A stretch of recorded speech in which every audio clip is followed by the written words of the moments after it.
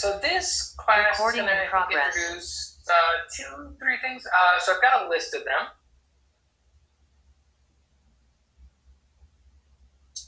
First, how are you? Fine, I'm tired, hungry. Tired, okay. See tired and hungry, I see excited or happy. Now I'm feeling old myself. Now some of you maybe look at me and wonder why that is. So today is my birthday. And it's just that day you get to feel older. Right? And then, here we are. We're going to teach the sign for that next. Right? Happy. And then notice the finger. The middle finger goes forward. And birthday. Chin to heart. So happy birthday. 2. There's a sign for 2. So some people say happy birthday to you. But most typically, you just see happy birthday to you. All right? So a different way of indicating that pronoun would be you. All right.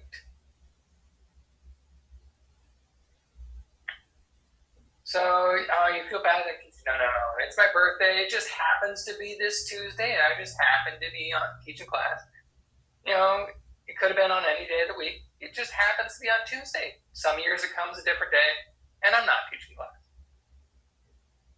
Now, I do want to let you know, when it comes to birthday, there are a number of different signs depending on the region that somebody may be from. Similar to maybe north or south, having an accent, or utilizing a regional word for pop versus soda.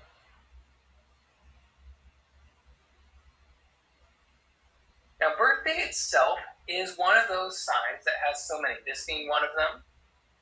Here's another. Again, just many, many different signs. So nationally, you tend to see a standard-ish as happy birthday, done as such. So that one would be fairly recognizable, regardless of which region you're in.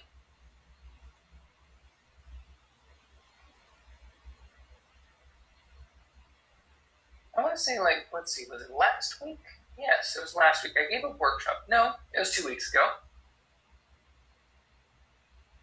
It was about being deaf-friendly and reminding people, whether it's children or, if there's deaf patients or deaf colleagues or just deaf individuals, people want to feel comfortable when they enter into a space. So having that deaf-friendly space, that acceptable space, little things that can be changed to have a huge impact. We're thinking about the academic environment, whether it's your child or a student, with their friends, right? If your child or students or your friends, they don't have access, right? As a deaf child doesn't very frequently. There are barriers to them being able to be involved. So that's something that they go through. Now, some parents want their children to go to a public school, and that's absolutely fine, as long as there's access to communication, obviously, right? That can be an absolutely fine environment.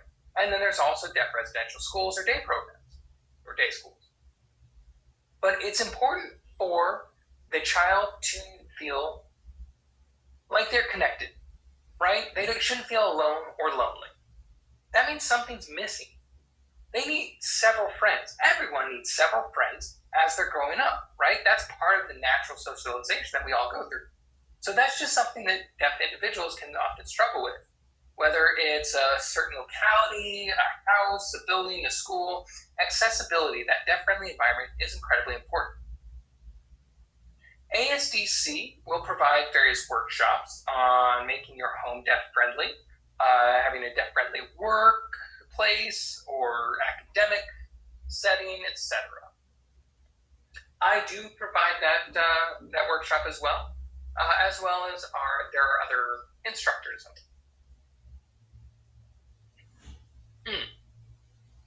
I want to hold this a little bit. I'm going to go back to was it this previous slide? Where was it at?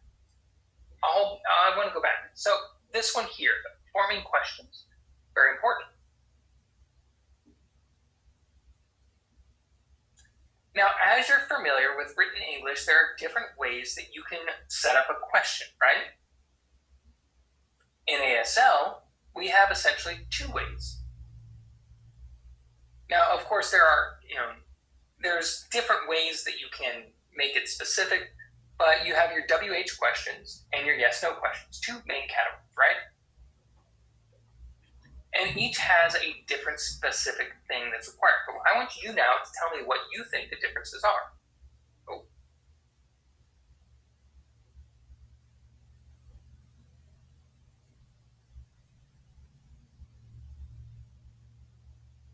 Everybody's pretty quiet. Okay, let's see.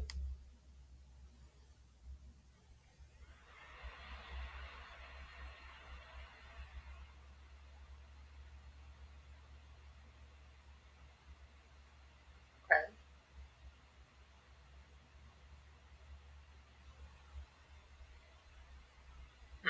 All right. One moment.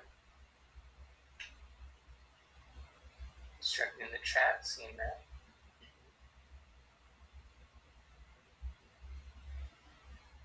Now I'm going to draw on this here. So there are three differences that we like to teach. The eyebrows, absolutely correct.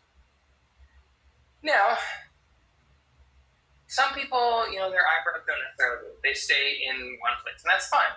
There are other ways that you can indicate your body shifting, whether your shoulders are up or collapsed forward. When it's a yes or no, your shoulders tend to be back a little bit. And then also, the third way to differentiate with the WH question, it tends to emphasize those WHs for how, for example. Obviously, that one I'll hold off to. I'll explain a little bit about it. But with the other WH questions, they're typically signed at the end of the sentence. For instance, a sentence is signed and then ends with the sign for who, or whatever the WH word is. With yes, no, typically there's a pointing or indicating, indexing of something, or the sentence will have ice cream, right? And I'll teach a little bit about some of those. All right, so the differences with the eyebrows and their location, the sentence structure, and then your shoulders, all are indicators. With the WH questions, it tends to have your eyebrows down.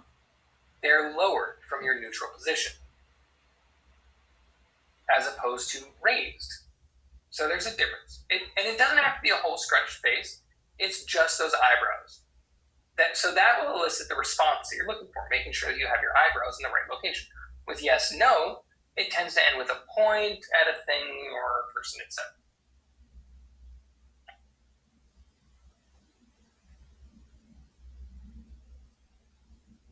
Remove those. Okay. We'll go through the list here. Provide you a sign and some grammar aspects.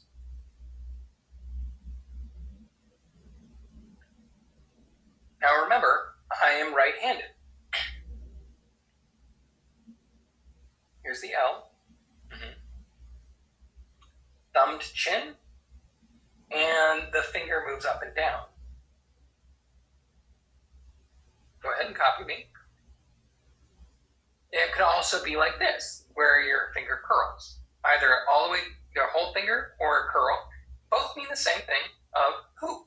That's the concept that you're portraying with that.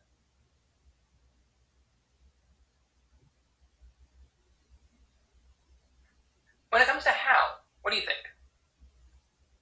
I just taught you it, right? How are you? Right? So how. Notice the movement and location, how the hands are placed together.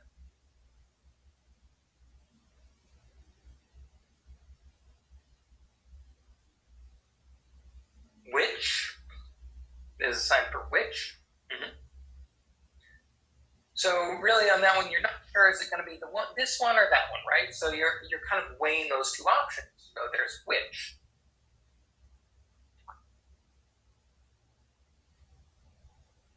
So this is your non-dominant hand that you hold up with the index finger pointed out across your body.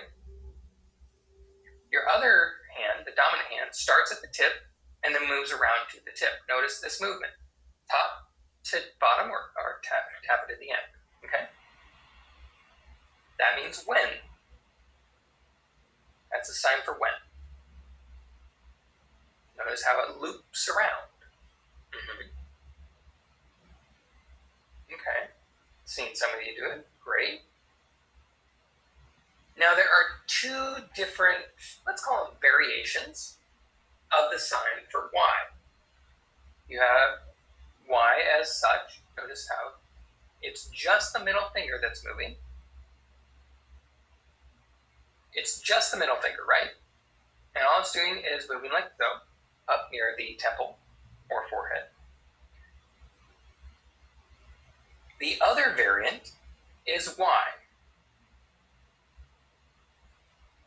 Okay, I'll show you these again. The first variant and the second. Sign for where.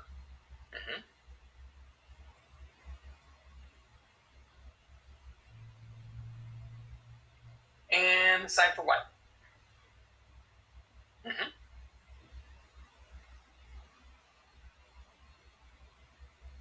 I want to review these a little bit quickly. Now you sign these. Tell me what you think they are. What? Now I do see some people moving their hands a little bit out. It's actually more of a vibration and a little bit circular where it moves in instead of out. Right? So it's a little bit of a nuanced movement, but it has some important value. And this sign, yep, where. I see many people where. And this one here, Y, yep, with just the middle finger, or Y, either one.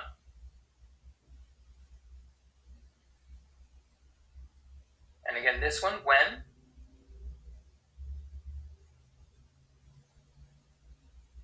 So you want to touch straight on, bring it around and underneath. So that's when.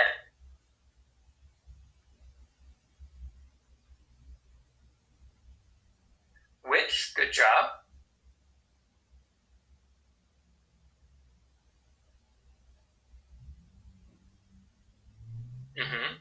Yep. How, good. Let's see.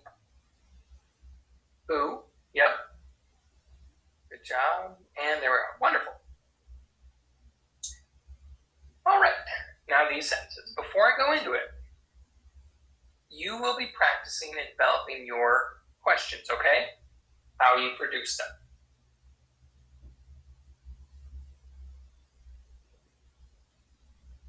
With ASL, you don't sign is, do, are, the. I already said do, I think. So there are a few articles and the to be verb that are already constructed within the language. So if you're asking a question, you really typically start with the topic. So if you're looking for something, right? At the end of the sentence, you would be putting that WH question, the sign for that concept. So for instance, how, I do want to let you know, is an exemption to that rule. It typically starts the sentence. How are you? Okay? So that's one exemption to that rule of WH questions at the end. But here are these sentences. This sentence, what are you doing? Represented in sign by English. So what are you doing? It should become, instead of 4 tokens and sign, the sign for do, right?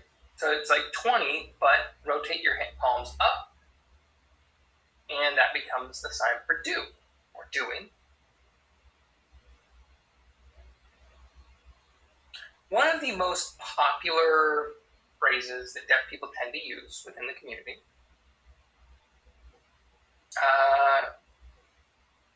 maybe, right? From cradle to adulthood, what are you doing? Right? So where, what are you doing?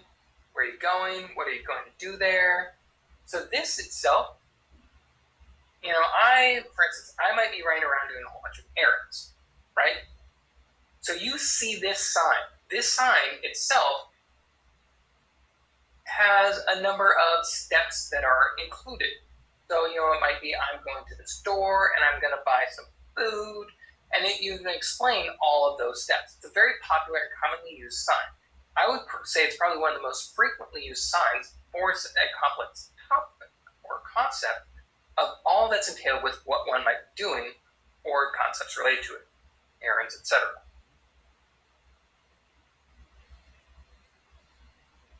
Now, I did tell you previously, and I want to show you an example related to something about the not using the is.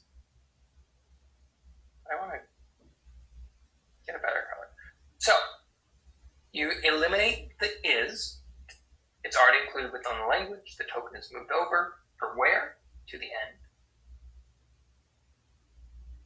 So I hope that makes sense. With English, you open up with saying where, yada yada. ASL is a little bit different. You start with what the topic is, what the thing is, and then the question is put at the end for emphasis. And that shows you're also expecting an answer. For yes-no questions, I'll explain those a little bit later. But again, the emphasis is placed on more than just saying yes or no. So you want an answer that's more in detail.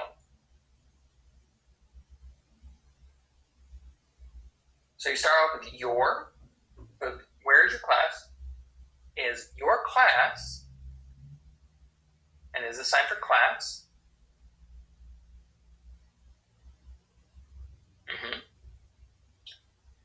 Where?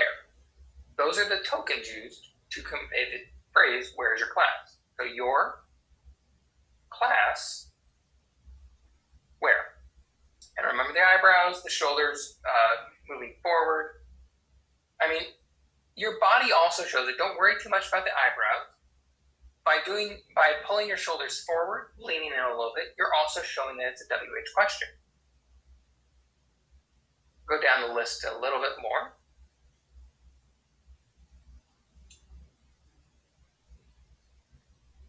Let's see here.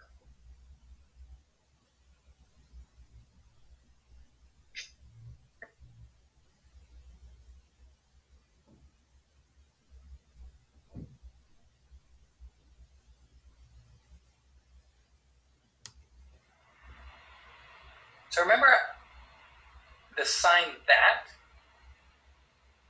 Have you seen before? This is the sign for that. So who is that? So that who. Restructuring of it to fit ASL grammar. So that who in English is interpreted as who is that. Moving down to the next. Actually, down to the next.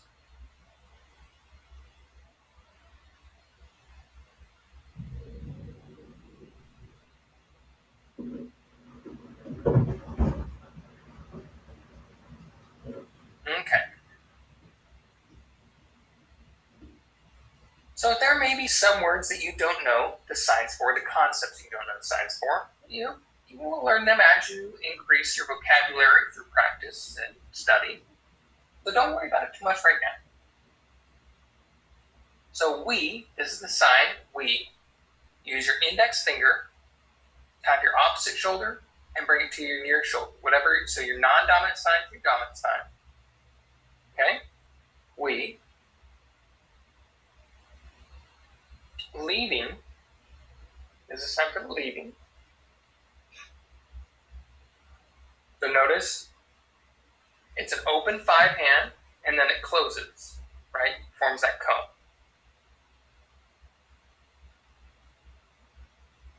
Now I do want to say there are some variants with that sign as well. There's leaving in this. So you have your non-dominant hand is a flat B, and your dominant hand moves up along it, also in that kind of open thumb B handshake.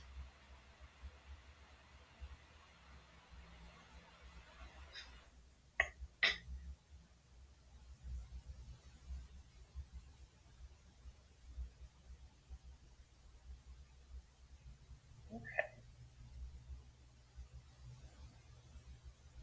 1 moment.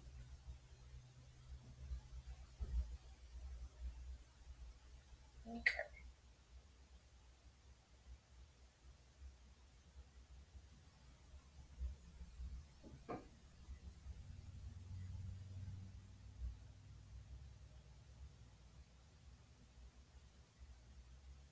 Ah, so you, right? You use your index finger to indicate the person, and then need, as the curling of the index finger, into an X handshake.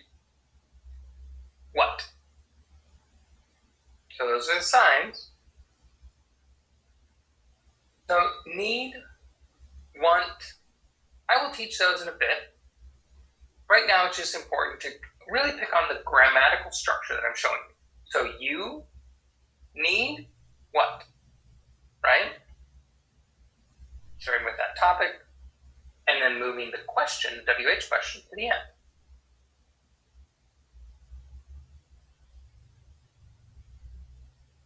Now let's see here. Okay. Next list.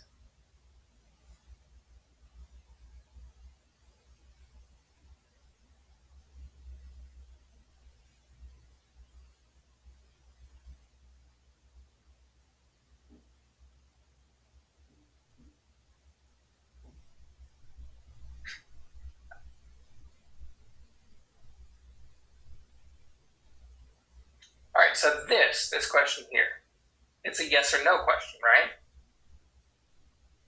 So you don't need to move that over, the do, the first word, right? I'm going to change it. So you, 5 hand shape on the chest, like, it becomes 8, so 5, 8. So you like dogs, the sign for dogs, right? Now there are, again, 2 ways, remember? You like dogs? And you shift your shoulders a little bit to the side, you tilt your shoulders a little bit, indicating yes or no. Or, do you like dogs? So you like dogs, you. So that's showing that you expect either a yes or a no response. Now, if you can, you like dogs? You?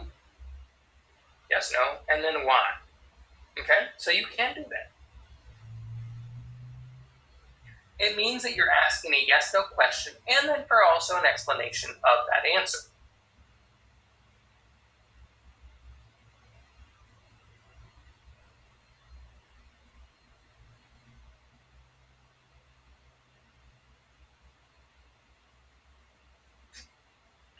So you, hungry, right? You hungry, and then point back to the person. You hungry? So it's sign you, hungry you, indicating, looking for that yes-no response.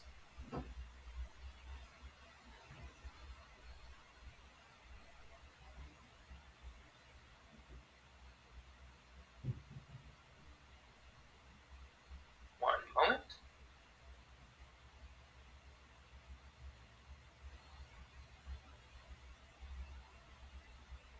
You go ahead and move this around, showing you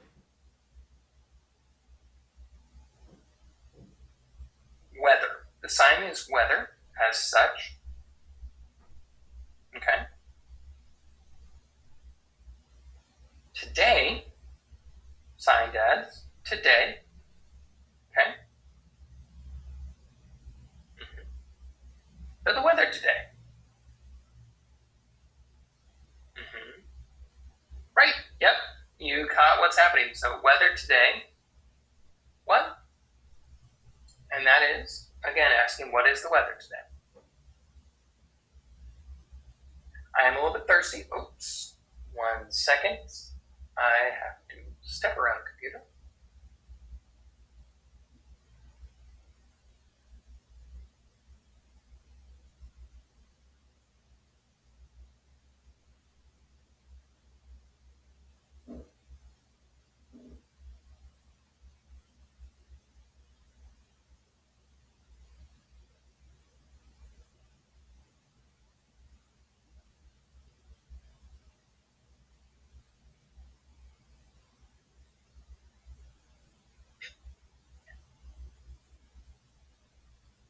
Pardon me. I actually ended up knocking the studio light that I have, and unfortunately had to go pick it up. Okay, moving right along.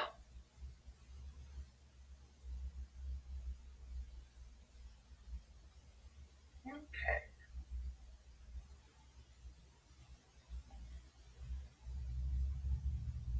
All right. So yours, because that's a pronoun. Shoes. Where? Yep.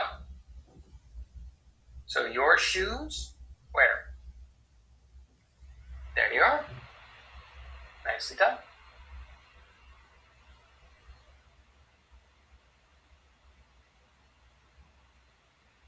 Again, removing the R, the to be verb are included.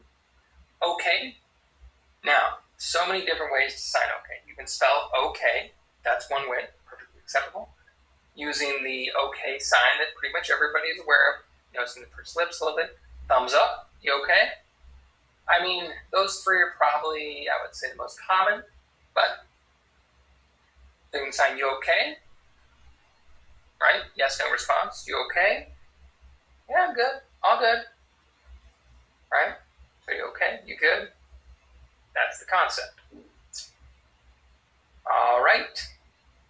Do you like school? Again, it's a yes, no question, right? So you like, remember it's the 5 to 8 coming off the chest. School. Time for school.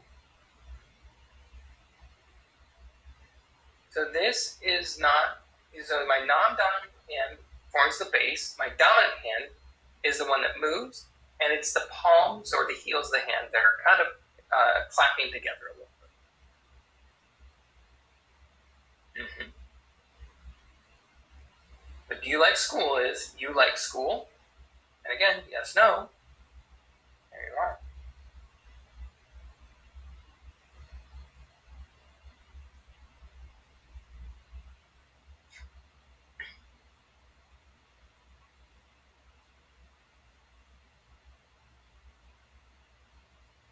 Okay. Now I want you to do either a WH question, or rather, excuse me, do one yes, no question, and then one WH question.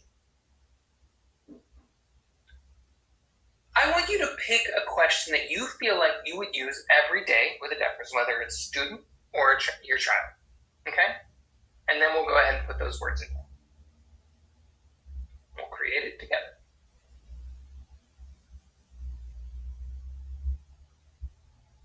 So again, you can go ahead and put it in the chat.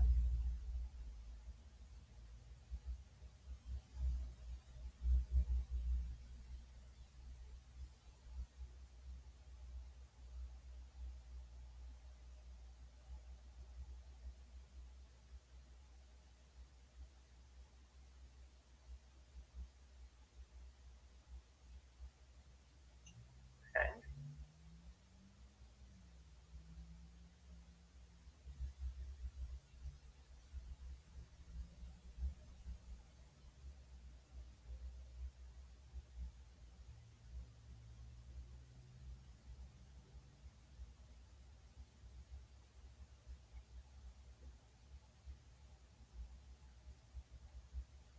Give me one moment to transcribe.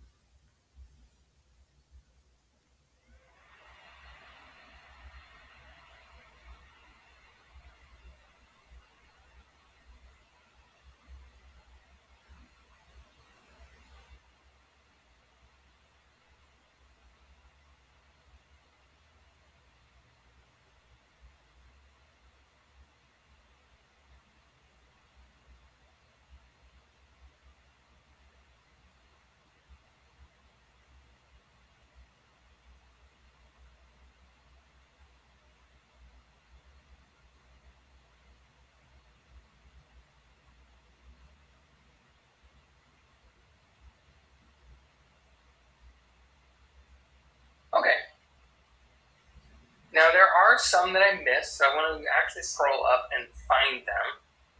Make sure I have the exhaustive list of what you all put in there.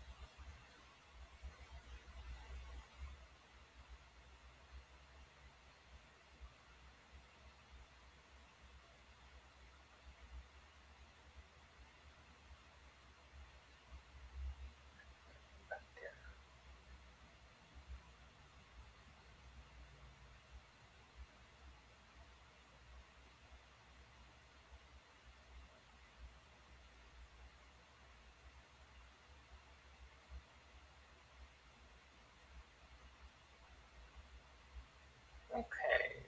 Oh, I just noticed a typo.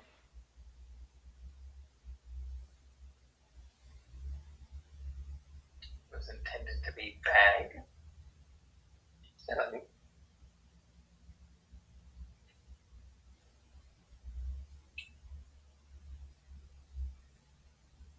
One more. Okay, we got that. Ah,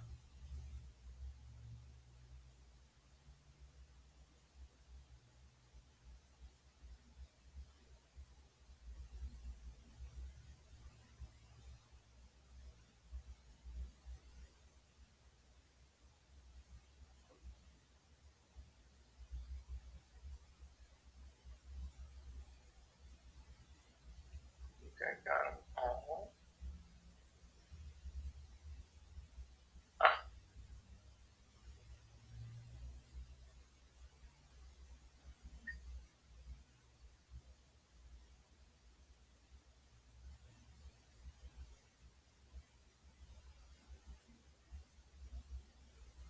okay, wonderful. All right, want to make sure I got them all. I think I did. Mm-hmm. Okay.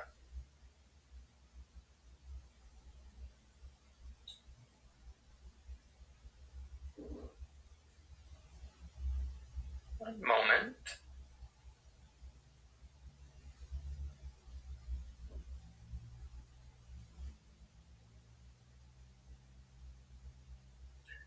All right.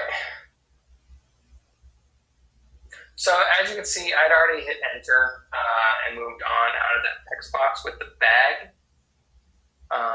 So I'm going to try to use tab or where I'm at. So these little arrows is a tab, okay? So R, you already know, you get rid of that be verb. So pointing, you, tired, and point again for you tired. Mm-hmm. Remember the tilt. You tired? That's a question, right? Now you might think, whether it's important or not to use you twice. If I'm talking to an individual, you want to make sure you maintain that eye contact with them. Are you tired, right? Because you're asking a question to that specific person. You're not talking to anybody. If you're talking just in general, then it's totally okay to just have kind of this neutral or non-specific eye gaze where you're kind of looking around. That's fine. Different if you're talking to a specific person. You maintain that eye contact.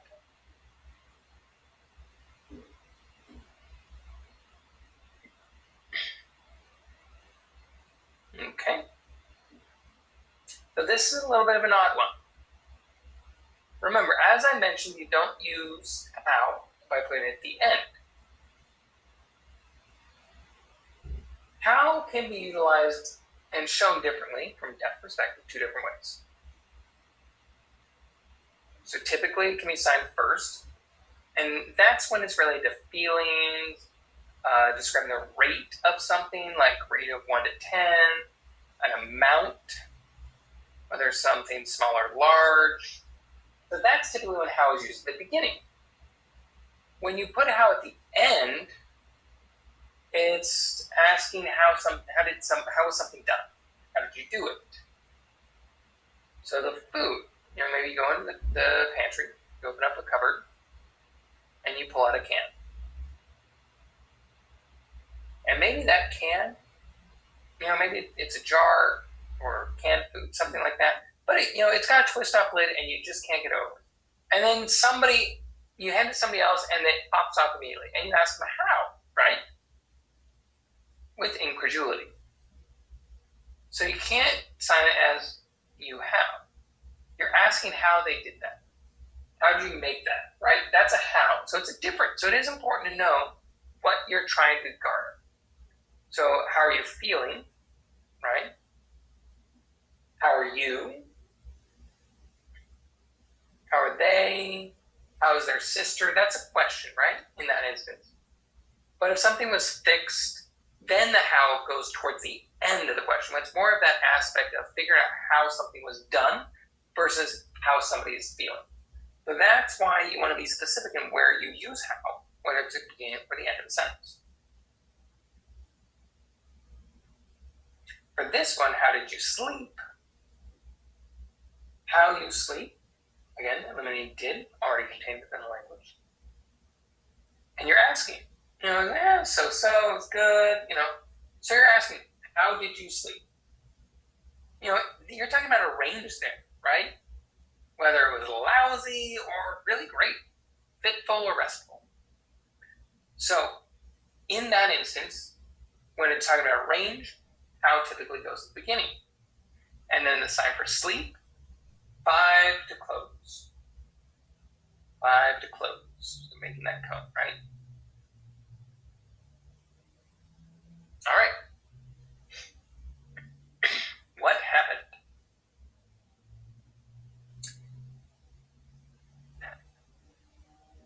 So I've mentioned a number of sentences that become one sign, right? All the concept is contained within the one sign production, right? So it's just happen, 2 index fingers, palms up, and then you bring them in, and your palms are facing down. They rotate, right? So follow me. Happen. The sign for happen. Happen.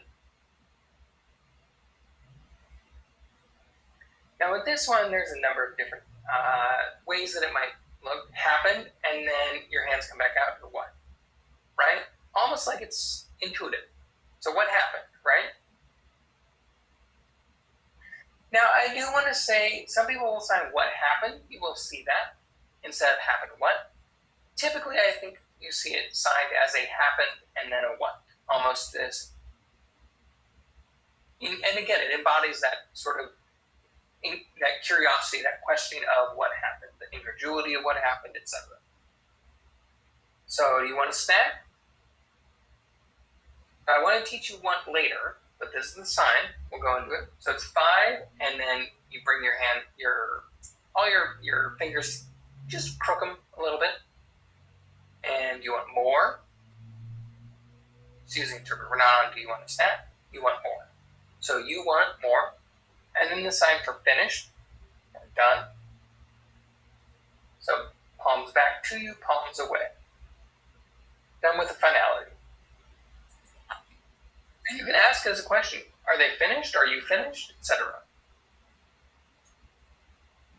All right.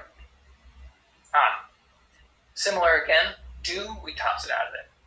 And the A, toss it out. Don't need it. And the sign for snack, again, is a regional sign in many, many cases.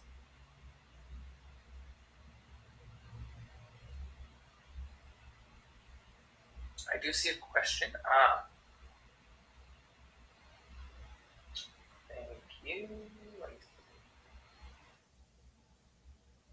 So Tamika, appreciate that question.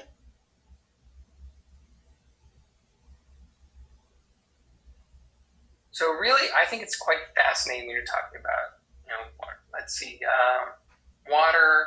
If you're asking to go to the bathroom, you may have some water. If you're wanting some sort of a sauce or syrup, oftentimes you can do that with the eyebrows and the shoulders, for example. more water, right? That's it.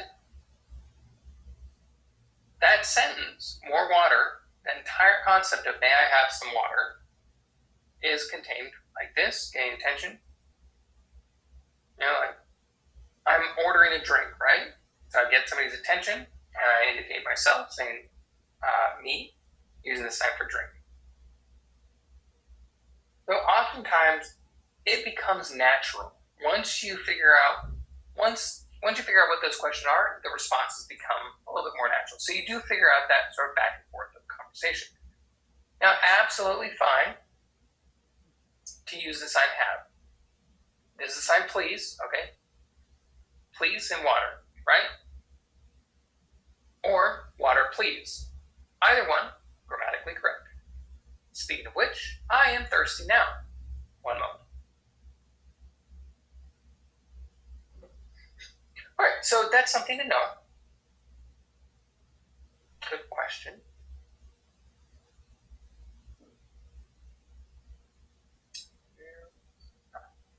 Are you finished becomes you finished. Remember, ditching the are to be verb is contained. Already familiar with you finished. And then yes or no.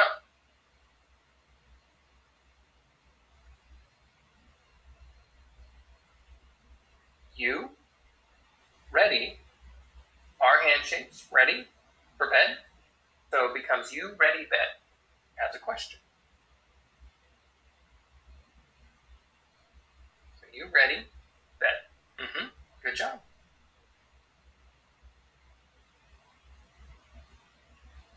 So did typically finished actually is the same concept, right? Something is done, it's completed, it's finished. So you bathroom and then finished. The bathroom here, whether it's adult or child, you can teach. When people go poop, you can pinch the nose, right? Because it's smelly. For kids, or poop. So these are either way would be the concept of poop. It does seem a little strange. Some people do spell P, P-E-E, and then some people also maybe assign, and again, with youth, with kids, you might ask, did you go poop or pee? And you use the sign for bathroom for that. And older people, as they get into adulthood, they got pee, after diapers, etc., they become a little bit more familiar, and they start to use those. And that's very common. The sign for potty, the sign for pee or bathroom being utilized interchangeably. Very common. So your, because that's a pronoun. Oh, before we get the baby doll, is it, always together, separate? Something to know. So your baby doll. There's a sign for doll. So it's an X and then going down the nose. Okay? So it may not be baby, just your doll. So let's go again. Your doll where? Right? Now some people might prefer to sign where's your baby doll, keeping the whole baby and doll as a single token compound, and that's fine. And then ending with where.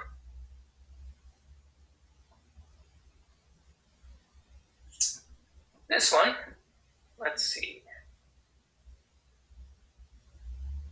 Get rid of is, already contained.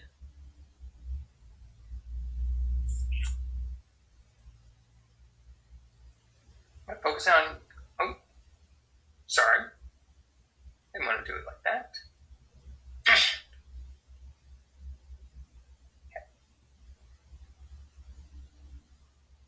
Now with time, very frequently, when you're asking a time, you're ending with a question, right? So you'll end it as such. So your game and time. And what? So your game, time, what?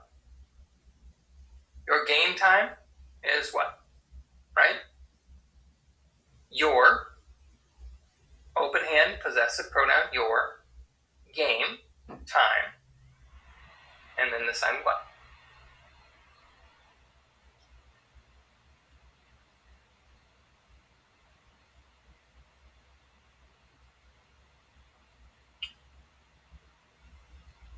Let's see. Getting rid of did.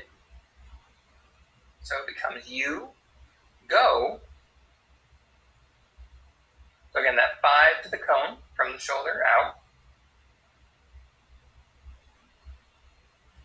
And it's a direction off to the right. It can be directional, but it is typically in the front. It doesn't come off your head. It's really off your body or shoulder.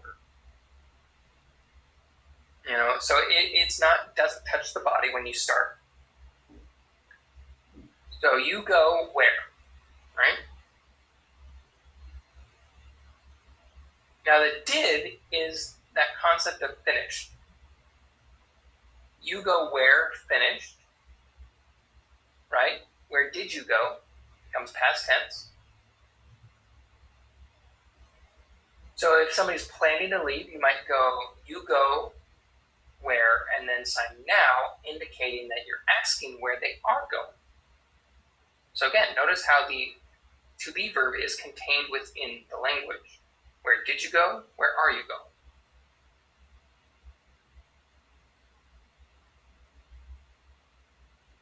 So we've already done your. Remember that. So we can actually nix the you because of it. So your homework, go home and then work, right? Done. So your homework finished. So homework done. So your, like for home, compounded with work. So your homework done, your homework finished. That becomes a yes/no question.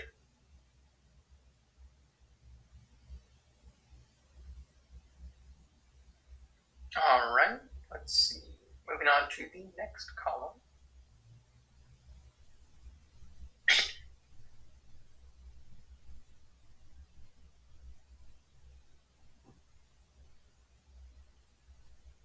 I'm going to go through and just nix out the words that we aren't going to be signing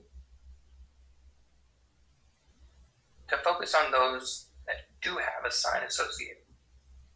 All right. Oh man, now that I see what I just did, let me fix that.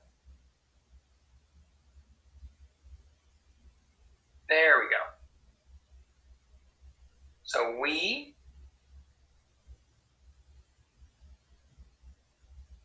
you can actually drop, interestingly enough. You might use it for emphasis, but you can sign it as such, meaning the two of us, a we. I use my dominant hand and then my non-dominant hand to meet together, and then where. This is so the two of us meeting, and where is that taking place, right? It's the two indexes of people meeting and where.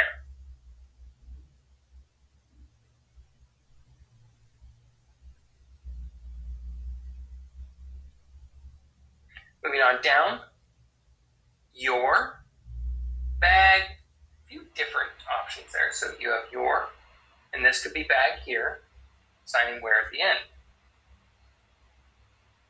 Your bag, think of holding a bag, right? Where?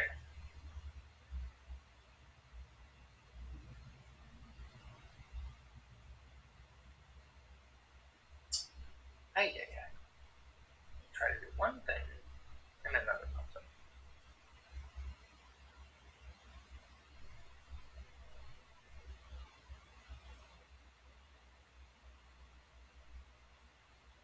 Okay. So you indicate you by pointing, right? And then for daycare,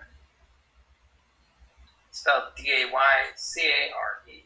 So day care. Spell it out. So you and then do, right? You use that do, pardon me, daycare, and then what? So let me show it again. You, and then the what you do, indicate where it's at, somewhere out that way. Figure spelled daycare, and then sign what?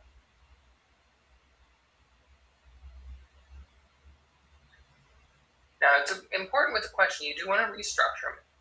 And if you can't remember all the signs for it, that's all right.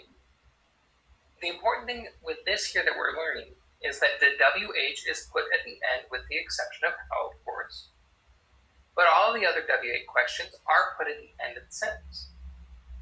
That's how you show that it's a question and you're asking for more than just a yes, no response, right?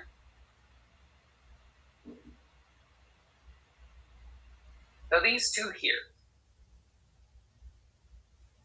really they're pretty much the same. You hungry? Notice this, you indicating hungry. There's the sign. You hungry? You. Meaning again, it's asking for a question. And remember to use your shoulders back, tilt a little bit. But you're asking a yes, no. You thirsty? Sign for thirsty. So you thirsty, you becomes a yes, no question.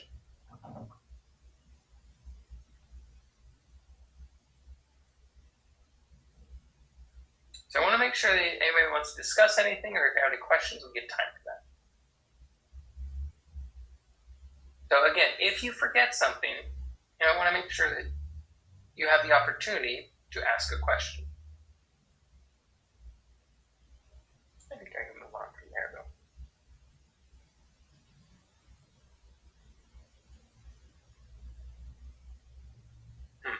Okay. So now the concepts of questions, whether it's yes, no, who, what, when, where, why, how to make it, right? So here are some big ones that we like, basic vocabulary. Want, like, need, have, and can, right? These are probably some of the most critical questions, right? When it comes to whether it's a kid or somebody older, you're going to be using these throughout your life, right? Absolutely.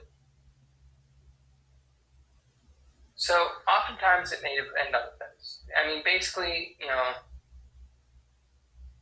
language deprivation is important, right? But the real key is we want to have communication. These are important concepts to be able to communicate, like, want, have, need, etc. So you do not use the letter I on the chest. You don't have to. You point to yourself.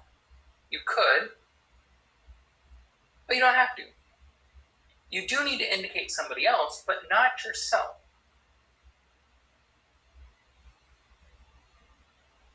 So sign me, want, or indicate yourself, point to yourself, and then want, right?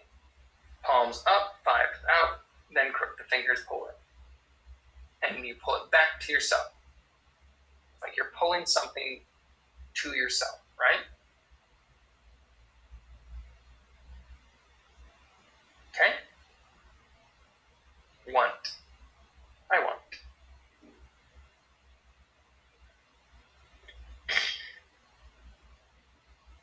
Let's see. Don't want. Okay.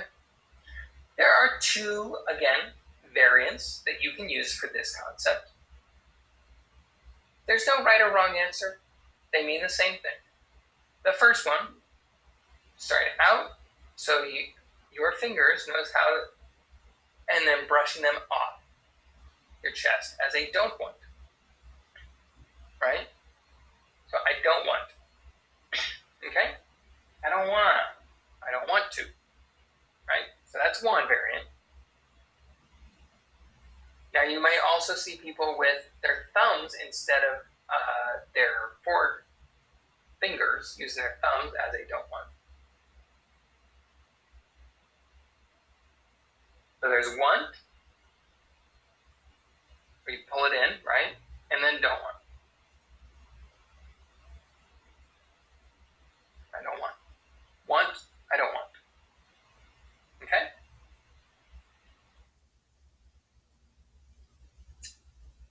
All right, let's see. So like, pretty easy.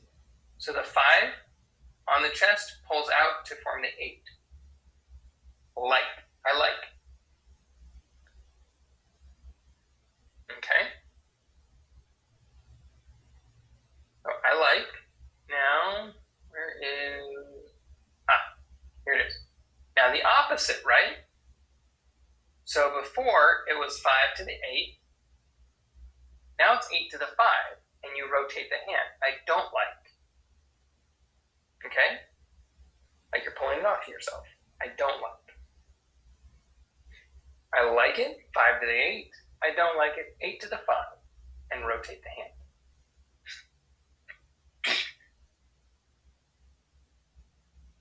So I have, this is the sign for have. Bend the fingers at the innermost knuckle.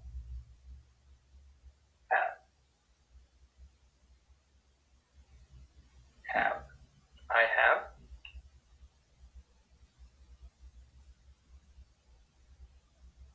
Can. Make 2 fists. Can. Can. Bend at the wrists. Can. Okay? Start at the top, go down, can. Can't. Can't. Your non-dominant hand, index finger out. Your dominant hand actually taps it like so and passes by it. You do actually hit your finger. I do want to be clear on that. That's the sign for can't.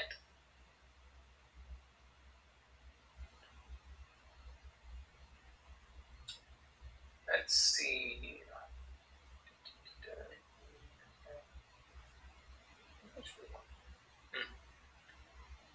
All right. So like, want, and can't. No, wait, not can't. Don't like, don't want, can't. Right? Those are those 3 negative concepts. Now with some of the other ones, you do need 2 signs. Right? So the sign don't,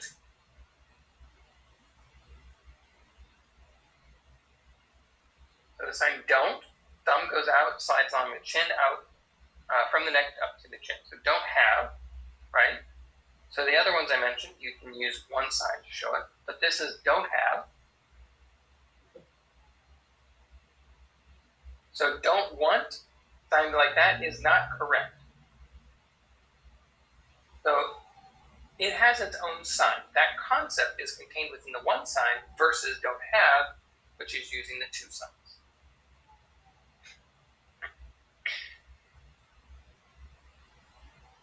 Don't like, you actually already use that one sign with the 8 to the 5 rotated out versus the sign don't and then the sign for I like.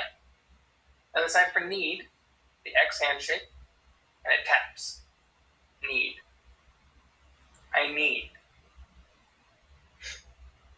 And then don't need. Sign don't need.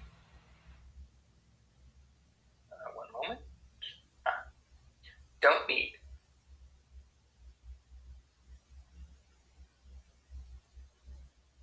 All right, so let's go through them again. I am going to go through them in random order and see what we can do. All right.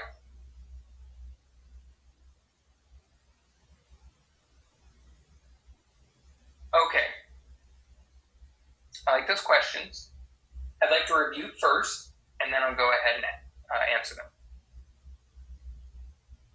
So you don't need that. So need no.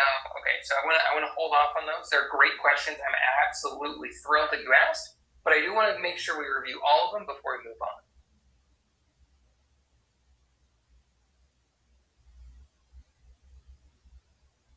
So I want. What do you got?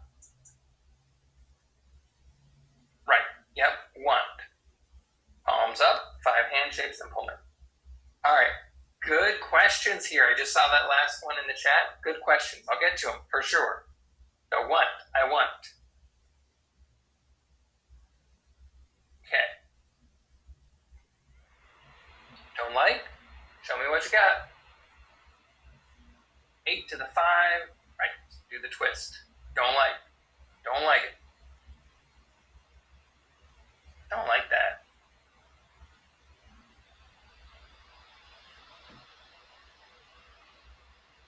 All right. Show me have. Yep. Have. 2 hands. Then fingers that are straight. Then to the innermost knuckle. There you go. I can. Yes. There you are. 2 fists. S hand shapes. Can.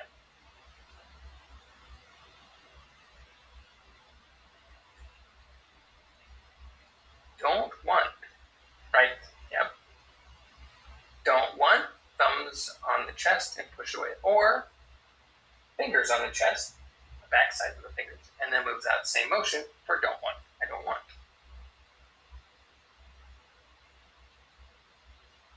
Need. X handshake does the tap. That's the sign for need. You may be asking why I keep looking at my watch. Like I mentioned before, it's my birthday, so I'm getting a lot of messages saying happy birthday, happy birthday. And gosh darn, if this just doesn't vibrate on my wrist, making me look to it and see what's going on. All right. Remember the sign don't have, so you sign don't, and then the sign have. Don't have.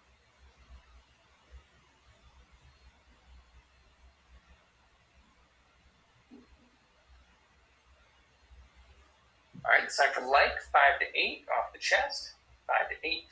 Palm stays facing inward.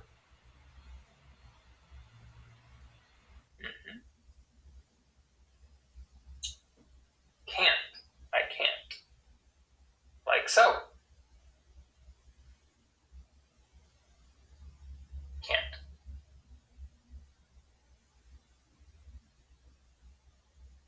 Don't need. Yep. The sign don't, the sign need.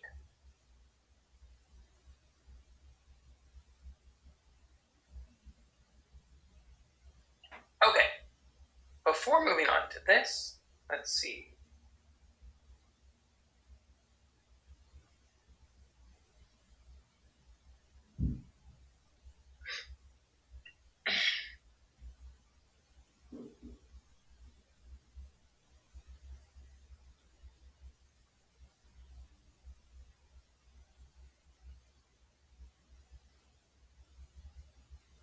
Okay. Let me just transcribe these real quick.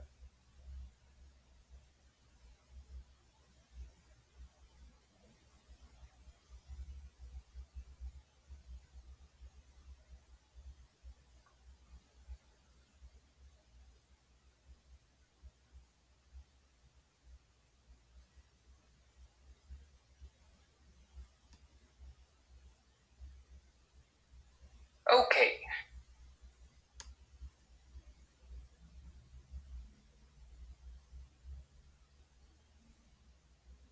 Okay. So don't do that. Many will sign don't with a lot of emphasis and shaking the head, right? So don't do that. That's really used for emphasis by a lot of people in that form. I typically will use the sign no, and then indicate what it is. So don't do that. By putting it forward like that, don't, D-O, that, you are emphasizing not to do something. I will often sign, don't do that, a little bit more smoothly. And that's more of an exasperation rather than more of an emphatic command, right? Like, don't do that. And then, 1 second. So you can say don't emphatically, and you can say no. Either one of those definitely works.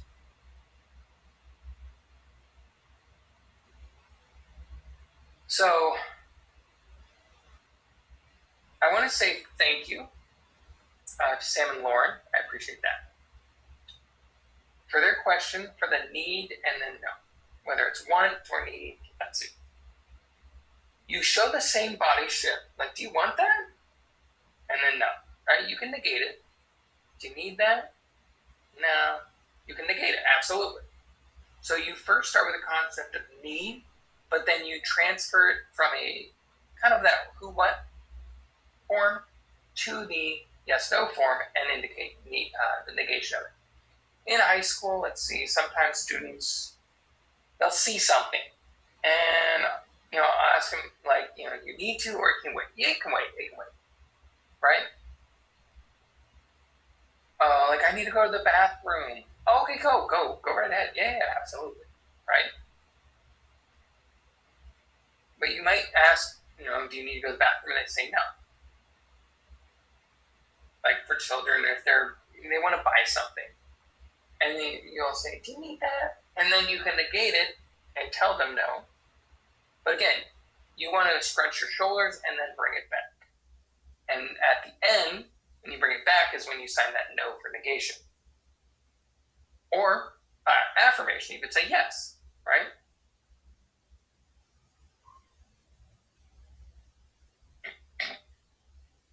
Then Lauren asked, to have something versus have to do something. Good question. A little bit more advanced. I wasn't really going into explain it initially, but because you asked, let's do it. So if you have a dog, you have a car, use the sign have like we practiced. But if you have to do something, it's a requirement, it's a need, a must. You use the same sign as need, right? The concept. So you need to at the end, right? It's kind of passing. So previously, like you'd say have to, but it's become one quick smooth sign. Need pulls up to, right? So you have to. And then it's interesting, you use the mouth morpheme of have or have. So it's on your hand, have to or have. So that mouth morpheme. Oh, actually, let me explain a little bit. I want to dive into this just a little bit.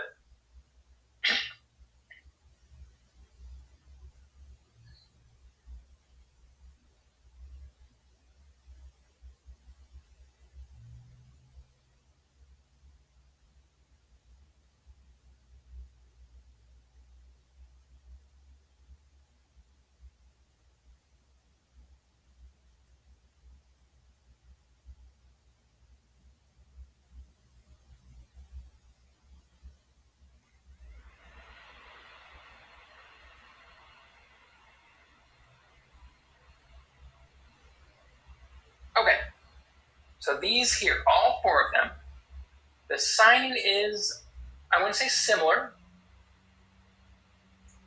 When it comes to the hand shape, all of them use that X.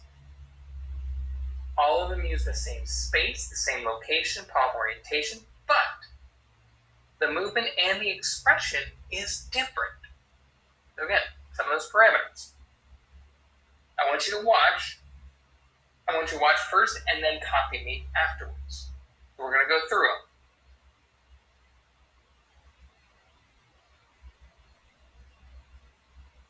Watch my expression. Need, have to, must, should. Notice the difference, right? Those non-manual signs. And you think, how would I remember it? But, remember, this is just the beginning ASL class. It's the same as a voice. It has different intonations, right? You've all learned those. You've grown up with them. They are part of your understanding of your own language. ASL has the same, and you will pick it up. Okay. Need. Same sign, right? We've done before. Need. It's a little bit of a quick movement, almost a vibration of it. It's that tapping, right? Have to, it's one time. I have to. Maybe it's something like, maybe you're in a rush. That's what it kind of looks like. I have to go. No option. Necessity. I have to go buy that. No option. Right? There's a finality to it. So that's reflected. Right? So you have to do something. There's a rush, there's a time frame, a limitation, etc. Must tends to be a little bit bigger. It's a bold sort of sign. It has that emphasis, right? I must go watch that movie. I must get some sleep, right?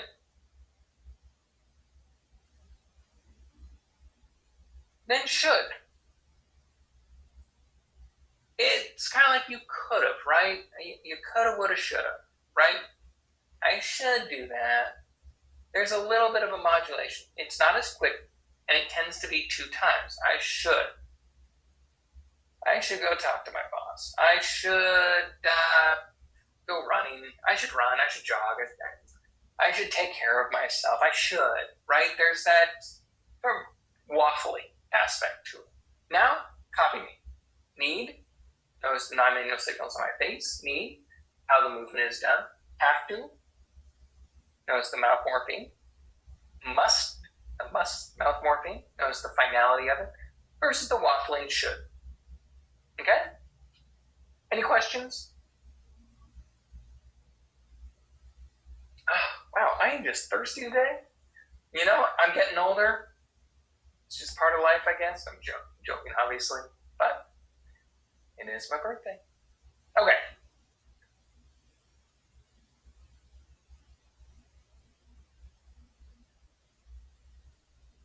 Okay, basic grammar.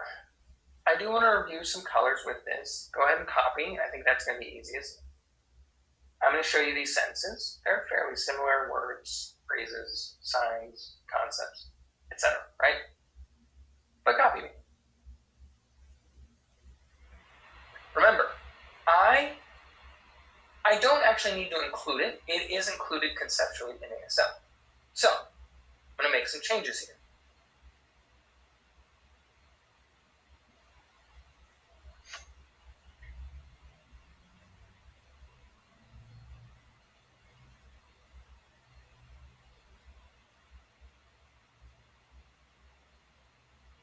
A little bit different. Switch it around. You like red, right? You like red? Okay. You don't like white. You, indicating the person, don't like white. Okay?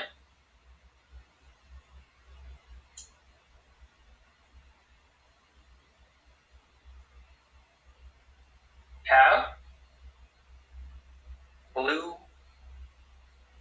car.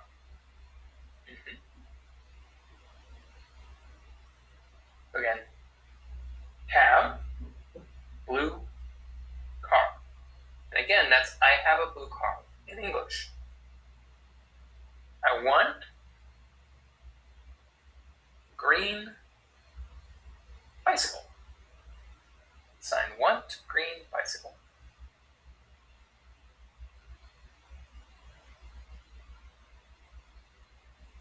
Not what I wanted. Okay. Want purple. Sign purple car. In English, I want a purple car. Sign want purple. Oh, something popped up. Yeah, okay, good call. Good call out. You're right. Sam and Lauren, I do want to clarify. So, yes.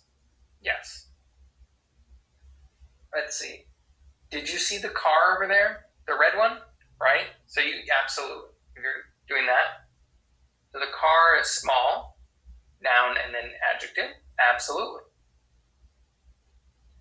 But why the noun first and then the adjective afterwards? Why the color? What's going on?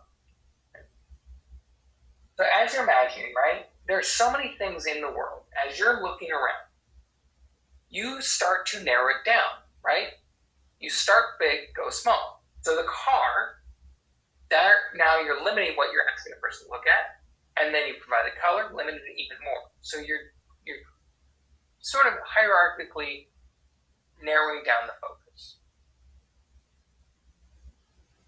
So you might say, I like that black big car over there, right? You could. I've actually made my decision. I like that one. I'm making a claim, right? I want to claim that. We're not necessarily discussing it, whether I like it or not. We're not discussing a specific car. If we were, do you see that car that's black and big over there? Absolutely. So you want to really be able to help them identify that. So the car that's new, absolutely. Same with brands, right?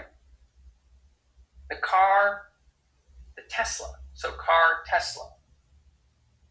That again is just helping the person start with the easier to spot object, the car, and then focus down on the specific type, the Tesla. All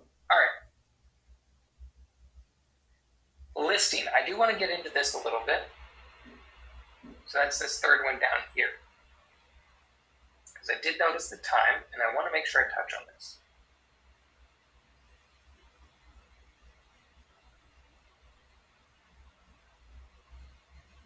All right. So you see that there. Orange cat, brown dog, yellow bird. Many people think you have to, always use these signs. Have to sign everything. You lose it, right? Sometimes, it's tough to remember or something along those lines. Or maybe you need to emphasize the number. Now, the important thing, you're not just throwing out anything, just some random thing. You want to start with a concept, right? It's kind of like volleying back and forth. You want to be able to continue those conversations by going back and forth, right? So we're talking about pets, right? So we established that, assign pets here.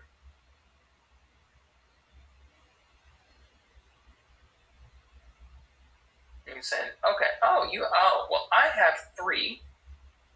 Now, why they hold up? 1, 2, 3, right? Cat, dog, bird. Held them up.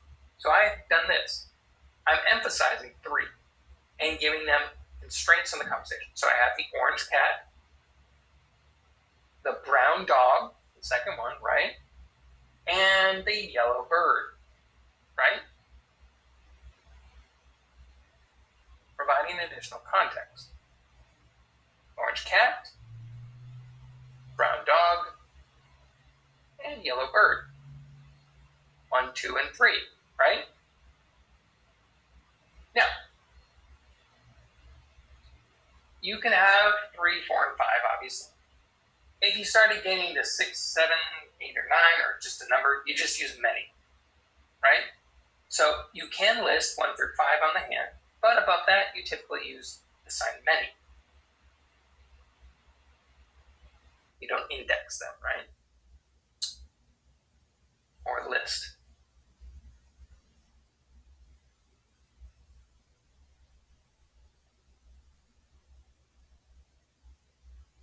Okay. Let's see.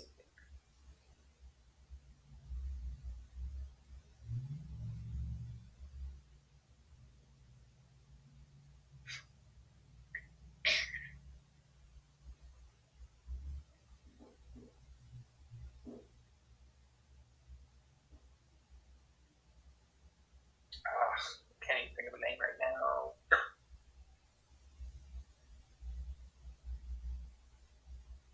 Okay. So notice this here, right? Now, I will give you ideas with family names, but this is a ranking, okay? I just explained about listing, right? This is different, right? Because I'm ranking them by age. That's important. Now, I do have one brother. This is just an illustrated example that I've made up at this point. So I have 3 brothers. Now remember, talking about the family, right? So I have 3 brothers, right? Now I'm holding up 4 because I'm in there too, right? I have to include myself. So the oldest, second oldest, third, and fourth in succession. So Sam, is 12. Remember, age 12. Jim, second one, Jim, is 10, age 10. There's me, I'm 8. And then Ted is 4. Okay? Going over ages previously. Right?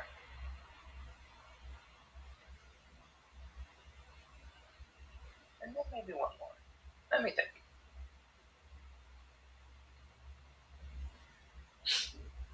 I have 5 children.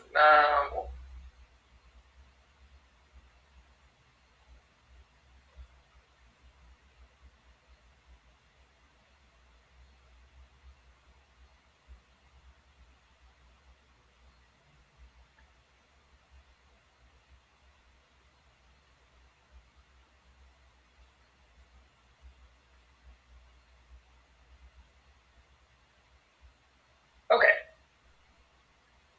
So this one here. If you're mom or dad, family, right? This one here. So the 5, I index 5. Now we can do this. I have 5 children. 3 boys. Notice boys on the left, and I'm shifting over. Now 2 girls, shift over to the right. I'm emphasizing the difference between the boys and girls, 3 and 2. 5 children in the middle, 3 boys on the left, 2 girls on the right. Again, creating that space to constrain the conversation. Now I can go into the specifics of the top, or the oldest, same. Jennifer, the girl, that's my oldest daughter. She's on my thumb. Then it goes down to the next oldest is John, one of the boys. And there's another, my other daughter, Josie, middle child. Then we've got Joshua, my second oldest boy, and Jeff, the youngest. And then you've already know they have 5 children, right? I'll start with J names. And you know that they have both sons and daughters. Now, if you have maybe a very large family, or you're talking about your cousins, right? You may see 4 and 4, and it goes down like this. So there's your non-dominant hand that holds up the 4. Your dominant hand comes in behind it, and it's like the list goes on and on and on, right? And that just means that you have many cousins. If you have 5, absolutely go ahead and rank them, list them on the hand, rank them in order. And if you have a favorite color, you can do that the same. If they're limited to 5, maybe it's my favorite color is blue. Then there's pink, red, yellow, and green. Right? So that's a listing that you can do. Oftentimes, when hearing individuals are learning ASL, they make a few mistakes. They'll often sign many. So I have 5 children, 3 girls, 2 boys, Jennifer, John, Josie, Joshua, Jeff, but there's no space. And I don't know who's what and where, right? There's no structure to it. By using this ranking, by holding up your non-dominant hand and creating that visual cue, that visual constraint, you provide clarity to your conversation. Chores, that's another good one. You can use listing for chores. Okay. You first need to clean up, then you need to eat. Once you're done with that, brush your teeth, comb your hair, get your pajamas on, then you can play before you go to bed, right? So you can also list out activities and in an order. Allows the child in this instance that you might be talking to kind of have a checklist as well. What are you planning to do today? Okay, well, today we're going to go to the store. After that, we're going to need to get some gas. Once we get gas, we got to pick up the dog, pick up some food, and then we'll be going home. 1, 2, 3, 4, 5. It provides a sequence. incredibly beneficial to take that tool and put it in your toolbox. All right, so I do see a question, but real quick, nouns and verbs, we're going to be on next week. Families, we're going to be discussing that. And yeah. Weather, we're going to play with it a little bit. And you're really going to learn how to kind of create a little bit more of a dynamic concept structure with times, when and where, etc. I do want to go over nouns and verbs a little bit, just so we can hit the ground running next week.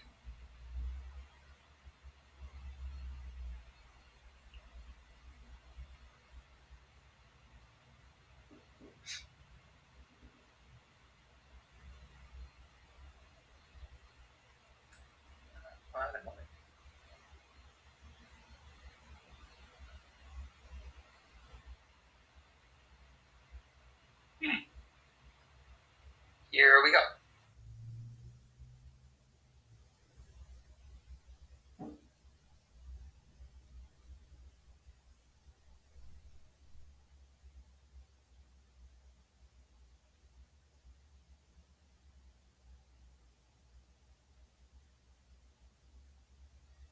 All right. We will be discussing this more in depth next week, but I wanted to really start us off with a little bit of some basics. Nouns typically have repetitive movement. Verbs, right, typically include one specific movement done one time.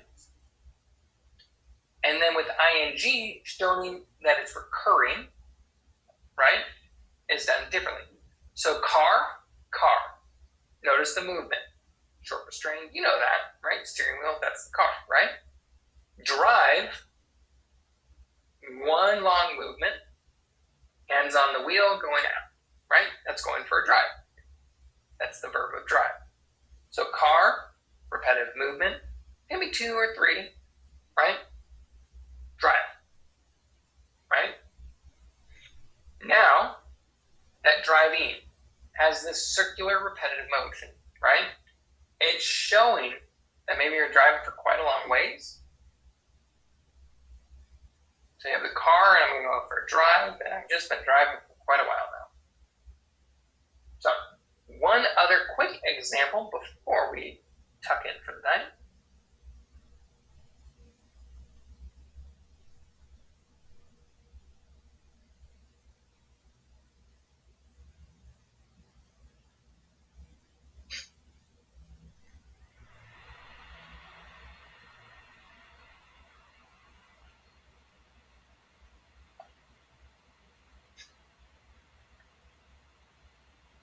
Okay. Chair. The 2 U handshakes and tapping, chair. Maybe 3 or 4 times, but again, it's that chair. Sit, one specific movement, one time. Sit. Now the concept of sitting, for a while you've been sitting, just not moving anywhere, right? Sitting. A little bit different. Again, that circular movement. So chair, sit, sitting, right? Next week, we are going to go about looking at those nouns with their short repetitive movements, verbs with their one-time movement, and then sitting, showing that recurrence with circular motion or repetition, etc. Okay? We'll go into that next week. Have a good night, everyone.